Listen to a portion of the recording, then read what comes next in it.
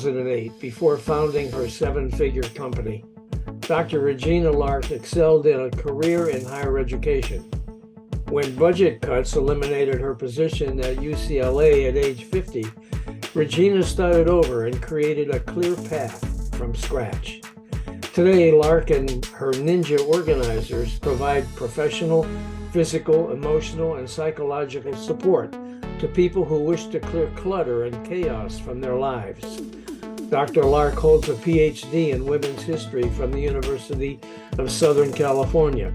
Her work in that field informs her third and most recent book, Emotional Labor: Why a Woman's Work is Never Done and What to Do About It. Dr. Lark is with Mark Bello and me today, so stay with us.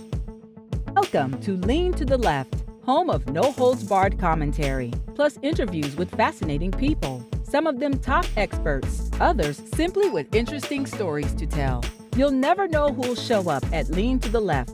Now here's your host, Bob Gatty. Dr. Lark helps women rid their lives of emotional labor by offering concrete ways to identify and mitigate the costs of women's unseen, unnoticed, and unwaged work at home, and to unleash women into the full potential in the paid workplace.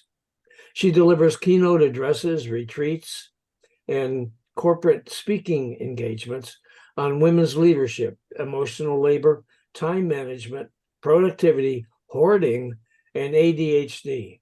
She's the author of Psychic Debris, Crowded Closets, the relationship between the stuff in your head and what's under your bed. I love that title. Regina Lark, thanks for joining Mark Bello and myself today on our podcast. You're welcome. I appreciate being here with you both.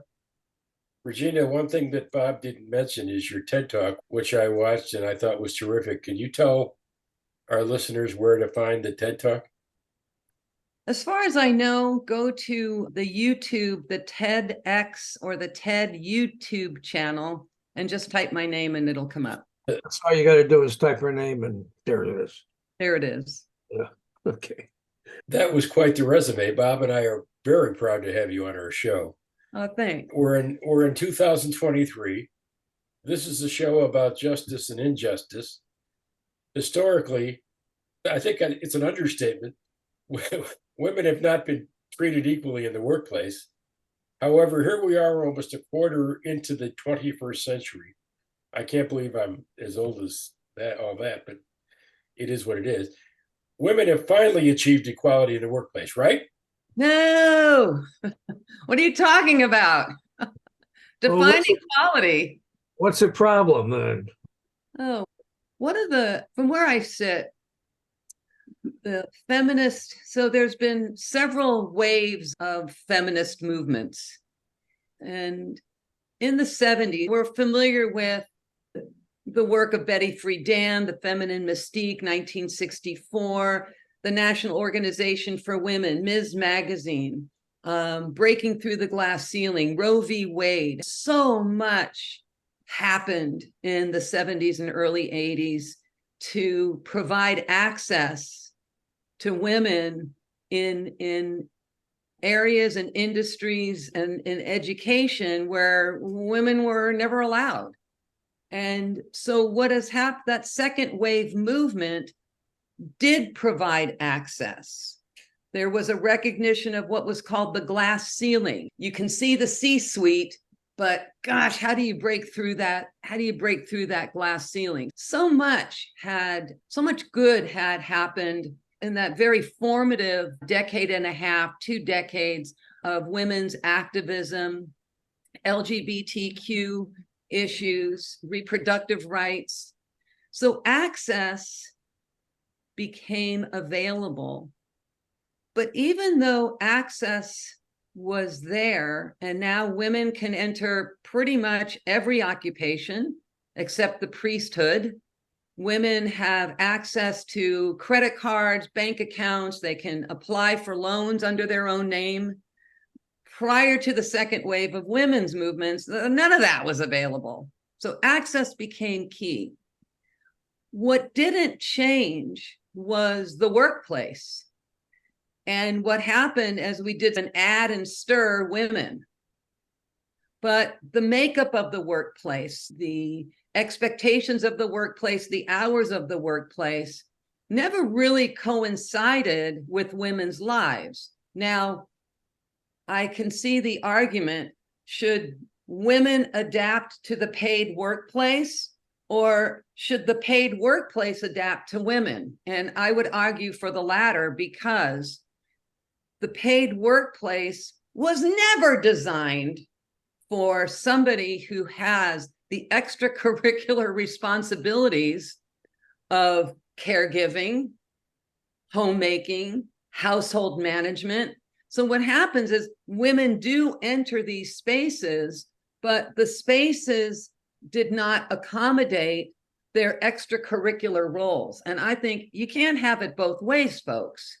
If you want to have a strong employment, if you want to have strong and healthy employment in your country and your business, then you've got to accommodate the.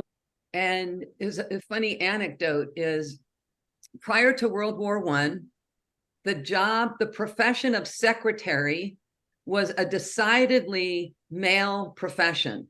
In the corporate workspace, male bosses had male secretaries, and the relationship, step back, broadly speaking, this is not every single situation, but broadly speaking, the relationship between the male boss and the male secretary was more of a father-son relationship. I will show you how to get to the top.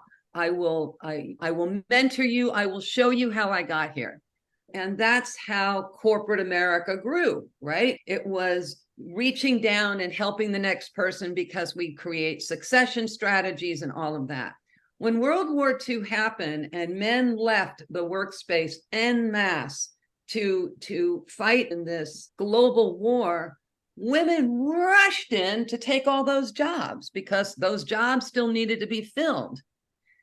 And what happens over the late 19 through the 1920s is that work relationship shifted from a father-son, I'll help you, to a husband and wife, I need help. And we see the creation of a white-collar job turn into a pink-collar job.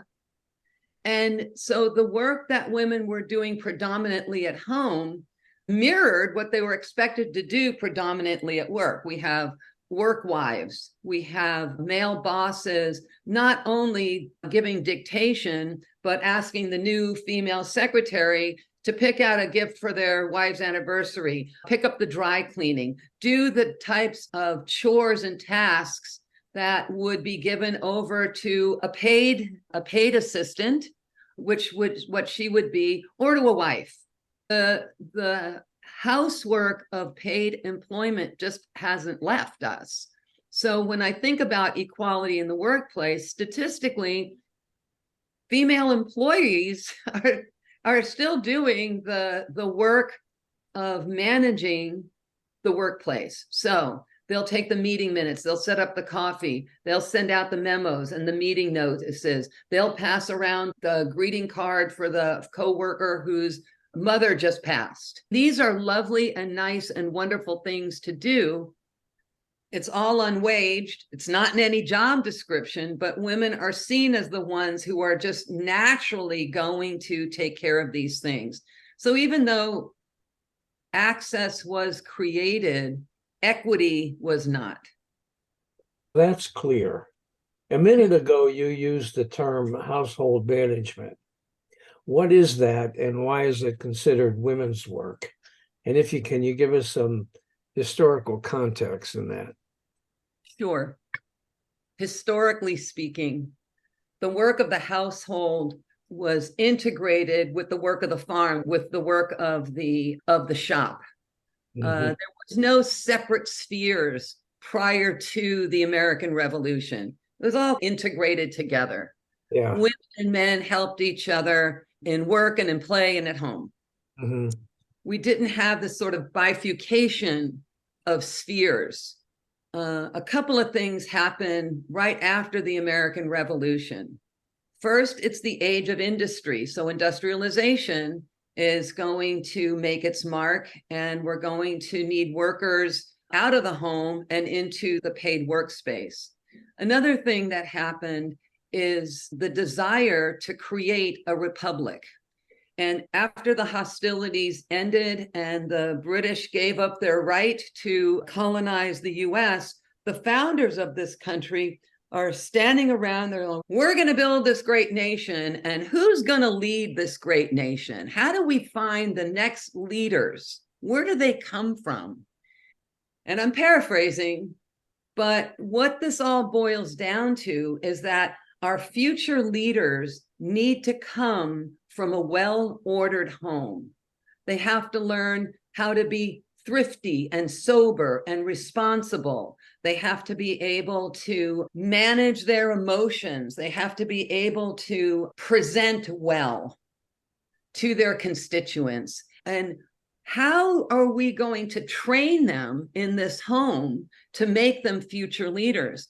And what transpires is this concept of what's called Republican motherhood was designed to create the republic on the shoulders of women. I know it's hysterical, but I don't know if anything's really changed. So this idea, so it was the way I've thought about it. It's like the weight of the republic is now on her shoulders. Don't screw it up, because you are now responsible for the future leaders of this country. Keep moving forward historically.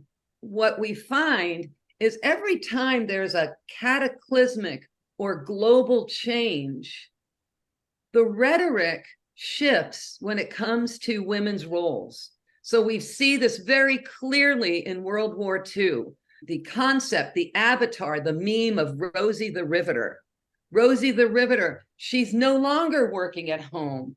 The home didn't need her. What needed her was the country. The country needed her to replace the men in the factories who are off to war. And so the idea of Republican motherhood morphed into women serving their countries in other ways.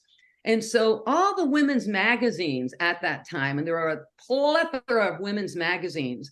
During the Great Depression, women's magazines are teaching women how to prepare meals in a thrifty and nutritious way, keeping track of their kids. You don't want them to fall into juvenile delinquency and all that. During World War II, the magazine shifted. Don't worry about juvenile delinquency. You don't have to cook for 8 hours. Just slap something together, put it on the stove, and away you go to the factory. After the war ended, all these men are coming back. They're shell-shocked, they need jobs. And so the rhetoric changed yet again. She can't show her love for her family if she's working outside of the home. That's not showing love for the country. Come back to the home, and all the women's magazines changed yet again on how to care for your family and taking as much time as you need to care for your family. You don't want to go earn wages in the workplace. Besides, that'll show that your husband's really not able to care for the family. So there's a really interesting dynamic between masculine and feminine, between paid work and unpaid work. But what we're talking about, the work that we're talking about, as far as I'm concerned, the work of household management, Becca, as far as I'm concerned, the only time you actually need a woman to do the work of the household is giving birth and breastfeeding. Other than that, as far as I'm concerned, homemaking is up for grabs. It doesn't have a gender. There's nothing specific about vacuuming that is more innate to women than men. Cooking, laundry, all of it, school permission slips, all of it doesn't require a gender. But it appears that because there's still this stereotype that the work of the household is women's work, and it's just work. It's a lot of work. It's 24/7. It's never ending. It never, ever stops. Say the words men's work, nobody thinks vacuuming. Say the word women's work. That's not true, by the way. In my house, Okay, The there man- are the the man outliers, vacuums. and the outliers love to call themselves out. Y'all are not statistically relevant yet, okay? Okay. We're not relevant. Hey, Mark, we're not. My wife's been telling me that for years. Oh man, well, I'm I'm told not, that all the time, man. I'm not statistically relevant. I love it. So Re- say the term, Regina, say women's work, and it's global understanding. Say men's work, and we think banker, accountant, lawyer. We think professions. We don't think household. Say women's work, we don't say Supreme Court justice. no question. So we don't think of women's work the same way that we think of men's work. It's the absolute definition of private versus public sphere. Because as industrialization happens and we see the bifurcation of society, the private sphere is the land of calm and order and where we're raising our sons to be good citizens. The public sphere is the rough and tumble world of politics and commerce. And these will offend the genteel sensibilities of the women whose role is to raise the next generation of leaders. So public and private, I think are still really a big part of our culture based on the types of work that happens in both places. Does that also explain the difference between how a man treated his male secretary versus how he treated his female secretary when that transition was made? It's a good observation because women in the paid workplace were not seen as serious as men in the paid workplace because we don't think of women having to support a household. And so it was incumbent upon the boss to help this young man learn how to support a family, whether or not that was his desire. Yeah. But that was the cultural expectation for him. The cultural expectation for her is she's going into the paid workplace to find a husband. That was why they were going to college, not to earn a degree to get them a job, to let them go into a paid work. It was to find, they joked, they would get their Mrs. degree. They would earn their MRS or their PhD putting hubby through. No shit. I was working with a client early on in my organizing life, and I was in her office, her home office, and there's a massive amount of paper. And I picked up a piece of paper that looked like a certificate, and it was presented to her when her husband was at UCLA Law. And all the wives had a luncheon and they earned their PhD. So again, college and the paid workplace were never designed for women. That's how you became Dr. Lark, huh? I love PhD. I love that. Aside from coining the phrase household management or the term household management, you also use the term emotional labor quite often, especially in your TED Talk. Can you define that term in the context of the inherent inequities women still face in the workplace? I think so. I did not coin either term. I know you didn't. Okay. I'm just giving you credit for it. She doesn't want to get sued for copyright infringement. You're right, I don't.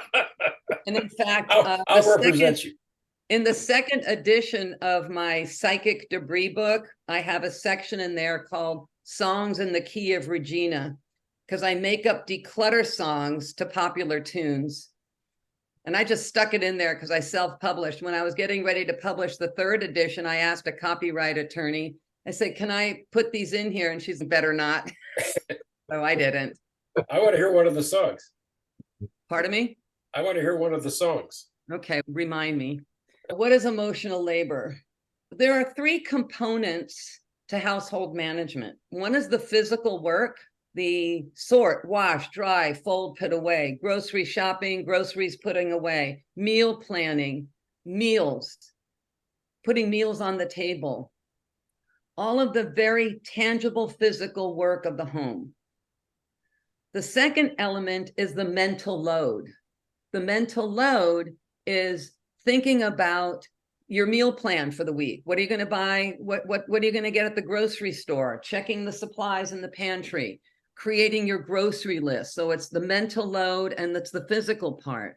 The third component of household management is what a lot of sociologists and others are calling emotional labor. And emotional labor is the invisible, the unnoticed, the unseen, the anticipated, the work of the household that no one is really privy to because it's coming out of the executive function of the brain, where you're thinking about what's coming up next, what needs to happen in order for this to happen. So if one of the kids is going to have driving lessons, the emotional labor, the mental load of the emotional labor is polling your friends. What kids recently had driving lessons? What school did you use? How did it go? What's the price point? It's getting ready to make a decision on doing something. And the role of emotional labor, back up, because women are raised to notice everything as they're coming up. The mom is pointing out to the daughter, look at, that's a mess. Think of doing this. This is how we're going to have to get your little brother's backpack filled, whatever that is. Those messages are clearly being given over to the girls in the family so that then when they're coming up, they automatically take on that role, regardless of if they're good at it or not. The functioning of the household, in order to really have a well-ordered home, I really believe that you need to have a well-ordered brain. And you need to have access to the parts of your brain that allow you to plan, prioritize, do things in a linear way, to anticipate what's coming up. And so the executive function part of our brain got us to this call on time.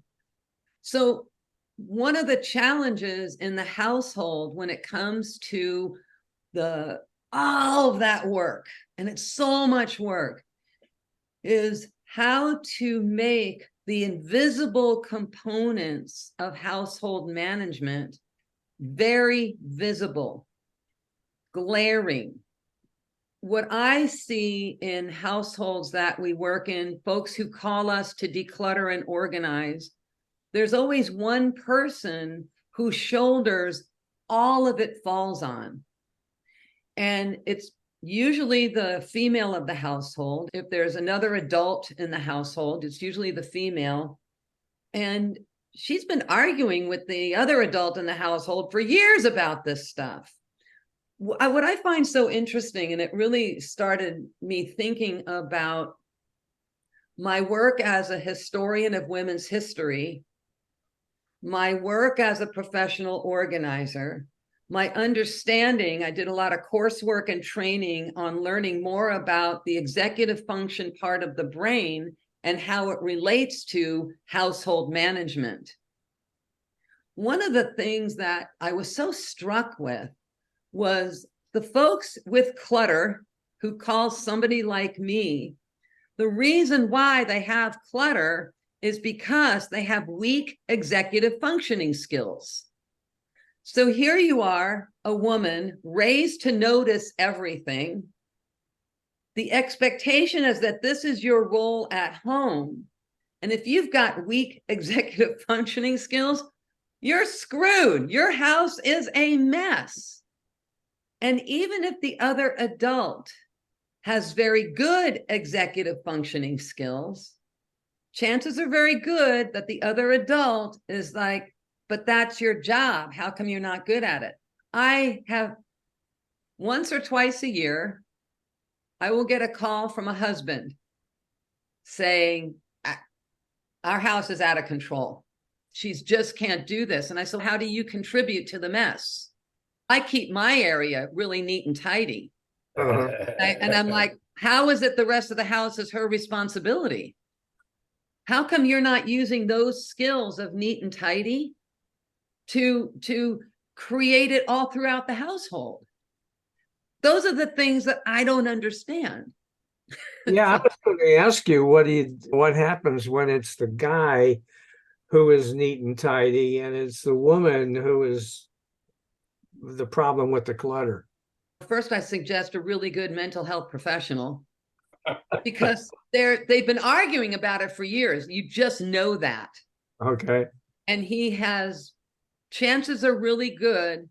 He's either put her down or cajoled or brought lovely gift, whatever he has done over years to get her to step up, and nothing's changed. Find a good therapist, professional organizer. To push back though, is this changing at all? Because I have to tell you that in my sphere, in my life experience, other than cooking, which I can't do, I'm just not a cook. Although you would argue, I guess, that I could have learned. Well, you could. I No, mean, I understand, but I didn't. Other than that, though, household management's a shared experience here. That is Okay. true. That is true of all four of my children as well. And I'm wondering if it's at least to some degree changing. Sure, we evolve as a humanity. Sure, there are changes, but 30 somethings are still calling me for these they are. This is what I tell families who comment similarly. I suggest that they tell their partner about these conversations, and then both adults go into separate rooms and just write down everything they do for the house. No filters, just write it all down. And my experience has been that one list is way longer than the other list. So it engenders conversation. And how do we create equity in our household? Because we have access to all the jobs and the bank accounts. A woman, just as well as a man, can pick up the phone and have groceries delivered. There's a lot of equal access to things, but I want us more to focus on equity. And equity has a lot to do with being aware of your surroundings. And so you have a married hetero couple, and both are working on paper 40 hours a week. Ostensibly, their time at the job, at paid employment, is no different than the other person. But what a lot of couples do is they take the next tier down and they'll look at the wages. Who's earning more? The person earning more tends to feel as though they're earning more, and so their responsibilities at home ought to be less. This is statistically being played out in huge surveys, family study surveys. Hence the concept of a woman's work is never done. Begs the question, what the hell is women's work? Because it's work. It's just work. And yet we've gendered it for some reason, because gendering the work takes the onus of responsibility off one of the parties. What are some of the reasons for this unequal distribution of work in the home? She just mentioned one, the fact that the husband thinks he is more important financially. What is statistically proven over and over again, even if she is earning a much higher wage, she's actually doing more of the household management. I find these conversations fascinating. So what causes it? Lack of conversation and understanding, not really anticipating what's coming up for the family, being dug in. My mom did all of this. My mom worked and took care of the household. Was that great for her? I was at a meeting this morning, and the guy, they were doing an interview with a member of the meeting, and he was talking about his dad and how his dad raised five children and put 5 kids through college, and my dad did this and this. And I looked at the woman next to me. I said, I wonder what his wife was doing all that time.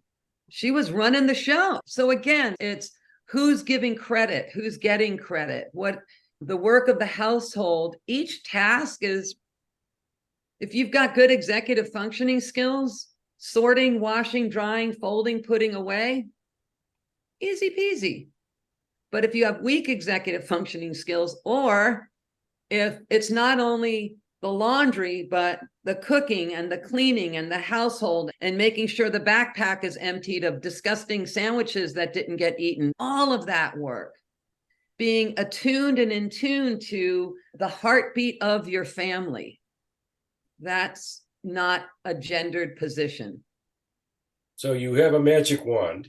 I do. Or the president creates a cabinet position, director of household management, and you become the director. How would you create equity in your own household and in society's unequal, unjust workplace?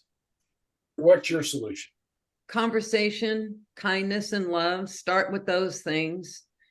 And then understanding, help folks understand what it really takes to manage a household, and really focus on the executive functioning part of understanding our brain and understanding how we tick, understanding why we have dissatisfaction at home if the burden of work is only being shouldered by one person.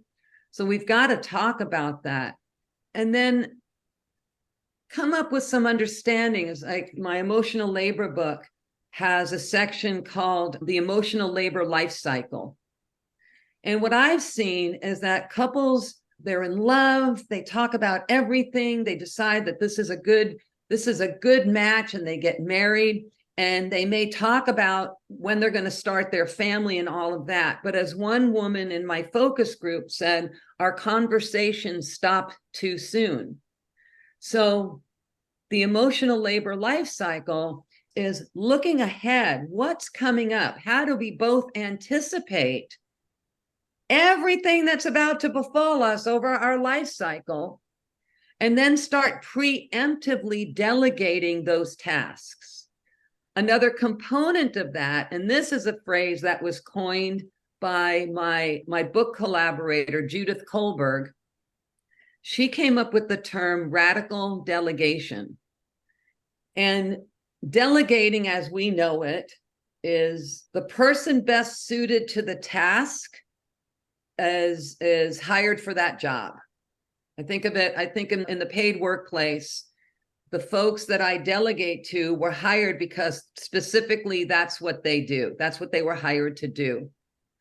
Because women are raised to notice the work of the household, regardless of if they're good at it or not. The work of the household is more often than not delegated to them. They either take it on because of the cultural expectations, or they have a spouse that says, my mom did all the laundry. Whatever it is, the work of the household has been delegated to the female. Radical delegation is delegating the work to anyone, regardless of if they're good at it or not. It's just get it done. If the dishes aren't done correctly, no one's going to die of botulism. Just rewash the damn dish. But getting the dishes done, cleaning the kitchen, doing the laundry, regardless of who's good at it, do it, radically delegate. And radical delegation, I think, can go a long way into getting most of the work of the household done. If nobody wants to delegate it, then don't do it or outsource it, whatever. If it's not important enough for one person to step up and say, oh, I don't know how to do it. Like you said, Mark, I can learn how to cook. I can learn how to do this. So anticipating the emotional labor life cycle, understanding cognitively what it means to get the work done, and then engage in the practice of radical delegation, I think a lot of households can be transformed. And if none of that is working, you really need to find a good therapist. You know what? If couples and their children thought of their home as a business, would the structure and the delegation of the work inside the home change? I don't know. If you're going to delegate things in a traditional manner, then probably no. The way you've been talking, there should be a new title for the woman in the home. She wants to be the CEO. I think she wants to have a shared workplace. Yeah. Instead, she's called a stay-at-home mom. Oh, She's frustrated by the burdens of emotional labor. What does she do to stop the never-ending cycle? radical delegation, talk to a good therapist. So the TEDx talk, I'm starting to encourage my friends who are couples to invite other couples over, do a screening of the TED talk, and then have a conversation about what's really going on in their household. I find these conversations fascinating and enlightening, but they need to happen. They just need to happen. What does happen is that the conversations just stop, and then resentment will build, and then it'll go down, and then resentment will build, and then it'll go away. And I heard another statistic on what's called gray divorce. A lot of older adults are getting divorced, and a family law attorney spoke about this morning. Couples in their 50s, 60s, and 70s. And I started thinking, oh, it's probably that the kids are gone and she's just tired of picking up. And the conversation with the spouse just isn't happening anymore. So I can easily see the case for gray divorce. Because if you're spending 20, 30 years being the care to everybody and not yourself, women tend to put their needs, wants, and desires on the back burner. It'll take everything for her to arrange childcare so she can train for a marathon, because she's doing the arranging of childcare. We were doing a viewing of this at somebody's house, and it was all women at that time. And one woman is having a text with her husband. He sent her a text saying, "Where's the milk? We're out of milk." And she said, "Did you check the second refrigerator? It's there." And he said, "Why didn't you tell me?" And you live there. She was just incredulous. How is it that the rhythm of our household is not in your sights? Whose problem is that? Hers because she didn't remind him, or his because he didn't bother to look in the second refrigerator? I don't get the dynamic, but I do know the dynamic is in play. Don't you find it amazing that a man can do the things that a man can do in the workplace, but he's so incompetent at home? If he's doing what he's doing in the workplace, he's got really good help. That's true. Yeah, he's not a freaking island. He's got a really good support team. So no, what surprises me is women who excel in the paid workplace and excel at home, because that is impressive. That is impressive. It also means that they've got to be really good delegators and outsourcers, correct? Yep. Because I know in my own case, I operated a small business for many years, and one of the hardest things for me was to delegate to other people the tasks that I needed to complete for my clients. I had a hard time with that, and still do, actually. But in the home, in what way? Just had a hard time. People weren't doing it fast enough. People weren't doing it the way I would do it. Their writing required a lot more editing than I thought it should, just on and on. And I would go through one writer after another sometimes to find the argument wasn't worth it. You might as well do it yourself. That kind of thing. Right. Yeah, pretty much. I still have that problem. Yeah. And again, that's what in the household. Yeah. Oh, I'll do it myself. Yeah. Clearly, you're not willing to sit in front of YouTube and know how to do laundry. Yeah. Why do you need to sit in front of YouTube to know how to do laundry? It's really not that hard. It requires steps, and it requires a good relationship with time. You want to make sure that, again, everything. Yeah. I see the world through the lens of executive functioning. I had a young woman in my pickleball team I said, "Hey, did you get your paddle? Did you pick out your paddle?" And she goes, "I can't decide." And I thought, It's a paddle. And then I thought, Pickleball's a big deal. You got to get the right paddle. Come on. but if you pick the wrong paddle, nothing bad's going to happen. You're going to lose. You know what? I learned to play. And what I thought is that she's got weak decision-making skills, which comes out of the executive functions. And she doesn't want to make the wrong decision. What if I spend too much money? And it's, oh my gosh, pick a track. You can't make a bad decision if it's under $50. I talked to her at length about decision-making, because she's going to now spend a lifetime of having poor decision-making skills. So what comes easy to those of us with a healthy or fully operational executive functions, I'm a great manager of my time. I knew that it was going to take me about 7 or 9 minutes to peel and cut up the 2 mango right before this call. You know what I mean? I have great time management skills. I feel badly for the folks who do not. I would argue that choosing a racket or a paddle rather that's above $50 makes it an easier choice, because you're buying a better paddle, at least theoretically. How do we become better delegators? What has to happen in our brains that make us willing to delegate? What has to happen in our brains that makes us willing or better at delegating? An amazing amount of compassion for the self. Because if we can be kind and compassionate toward ourselves, we can open ourselves up to what's possible. I know, who knew? Who knew it could be that simple? All right, so the world you've described, the man's world, the man is in the workplace, the woman's at home, being a homemaker, or whatever you want to call that person, a woman's work. That's been the case since the beginning of time. No, since about the era of industrialization. Since the beginning of my time, anyway. Okay. We've had our chance to rule the world, and we screwed it up, we men. And I believe it's high time for women to ascend to the throne. Okay. And I also believe that you guys would do a far better job. Do you see that happening anytime in the near future?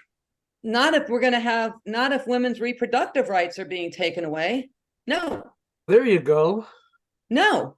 If we're going to remove women from access to their reproductive health, that's happening in so many states in this country.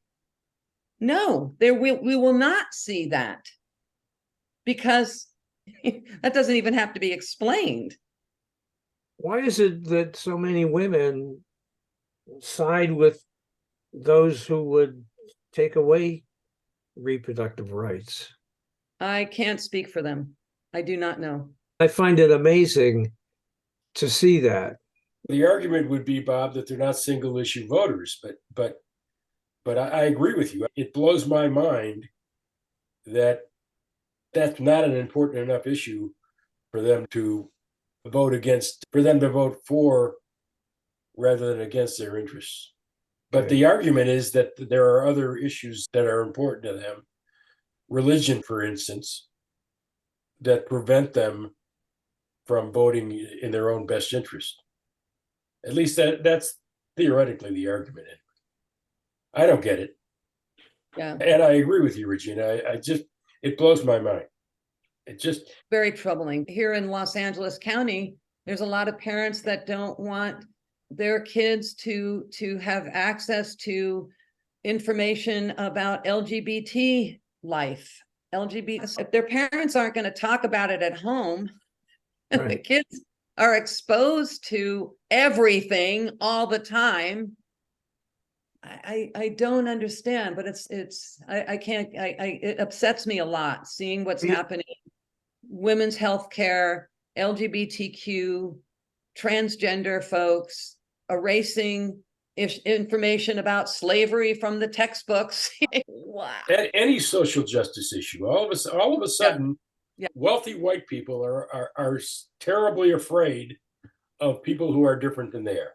I don't get it. They've always been afraid, but they have never had the mouthpiece that they have today. But like abortion, we're stepping backward, not forward. It just doesn't. The mouthpiece being DeSantis and Trump, I understand, and agree with you. I just, were these people in hiding? Where did this come from? They've been working very hard to see this happen since Roe in 1962. True. They haven't been idle. Look at the stealth by which they were able to attack Roe, and the stealth by which other states just fell into place. When women's access to reproductive health care after Roe, that's when we start them breaking the glass ceilings. One precluded the other. There was a small element of luck. One term Republican president gets to appoint 3 Supreme Court justices. That's an unusual situation. It was despicable. Tell me about it. The way that went down. So it's luck and unusual. It was despicable. It was disgusting. The way in which that happened, all from the beginning to the end. Disgusting. And I think that out of everything I know about everything, when Obama was not allowed, when they put off his appointment for a year and a half. Yep. To me, that was the most egregious that I had ever seen. Politically, yes, I agree. Politically. Yeah, now we've got all these cases against Trump that He's even more popular. it's incredible. It is incredible. He's got 100 charges against him in 4 different cases, including violating the Espionage Act and some very serious charges. And yet I saw last night on the news that some 60+% of Republicans believe Trump when he speaks more than they even believe their pastor in church. Right. That is incredible to me. It is. Our time's pretty much up. Have we got anything else we need to cover, guys? Anything you'd like to add? Me? Regina? Yeah, Regina? No. You're good. good. You're good. You're good. By the way, incredible is not the right term. It's disgusting. Regina's term. Absolutely. I like disgusting a lot better. Hey guys, I hope you enjoyed this Lean to the Left video and that you learned something as well.